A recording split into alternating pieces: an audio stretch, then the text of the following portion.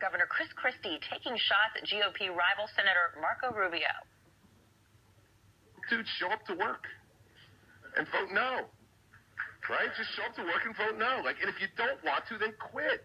Only in Washington could you have the guts to stand up and say, I'm against something that you have a vote to vote no on, and then just not go.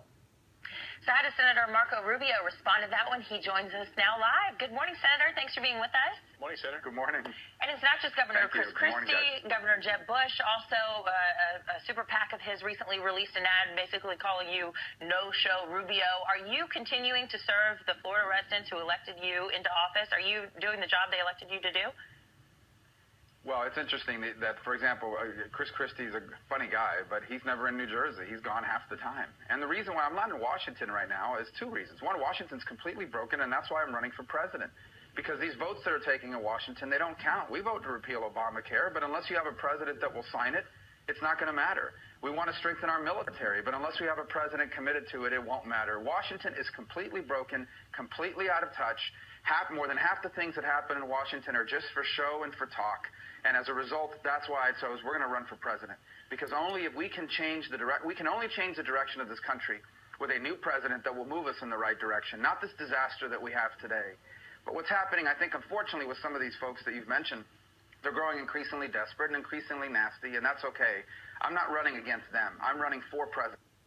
After 8 years of Barack Obama, this country cannot afford to elect just another Republican, another person who's been waiting in line for their turn to run for president.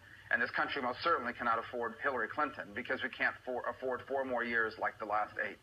Where do you see yourself coming down in Iowa? Right now, if you look at the Real Clear Politics average of polls right now in Iowa, you're in third place at 12% behind Cruz and Trump in second place.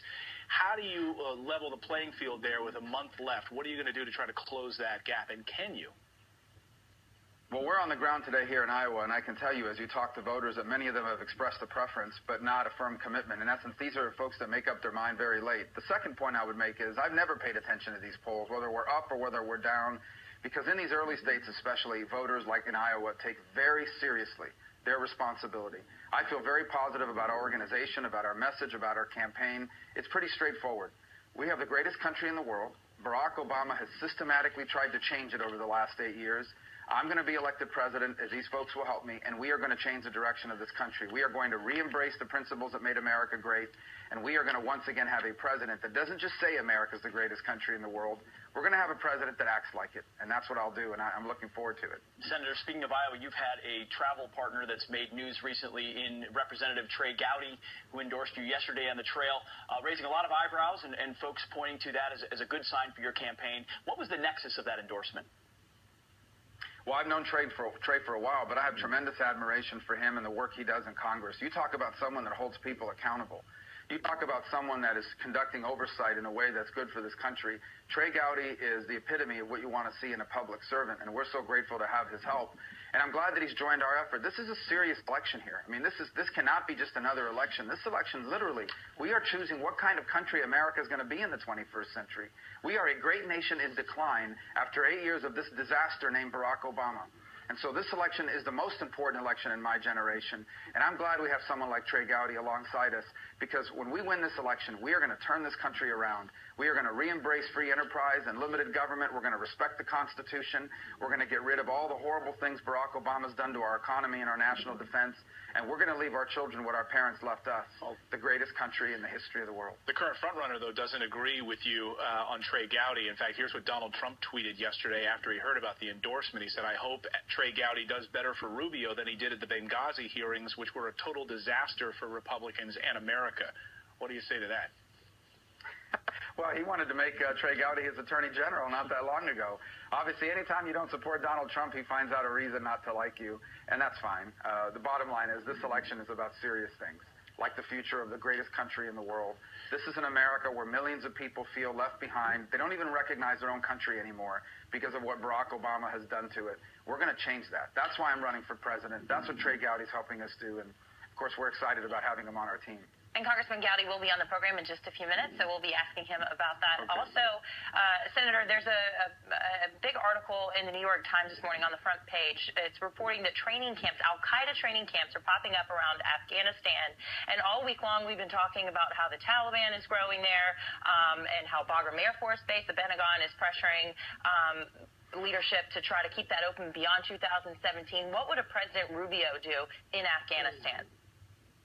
Well, first of all, that's one more example of why Barack Obama is a disastrous president, especially on foreign policy. This is part of his strategy of retreating from the world and of accepting America as a weaker country and having less influence. His retreat from Afghanistan prematurely is what's created this opening. And by the way, it's not just Al-Qaeda. ISIS is growing in Afghanistan. It's been underreported, but ISIS's presence is growing in Afghanistan as well. They are also in a competition with the Taliban to recruit fighters over. What we're going to do, we're going to target terrorists anywhere in the world where they're found. We're going to rebuild our military. If there are terrorist camps that are plotting against Americans, we will find them and we will destroy them. And if we capture these terrorists alive, they're getting a one-way ticket to Guantanamo. And in Guantanamo, they're going to tell us everything they know about plots past, present, and the ones they're planning for the future. Senator Rubio, earlier in the program, just briefly, we asked Senator Rand Paul about reports in the Wall Street Journal about the NSA surveilling conversations between members of Congress and the Israeli government surrounding the deal around the Iran deal. How do you feel about the fact that conversations with members of Congress could have been swept up with NSA surveillance?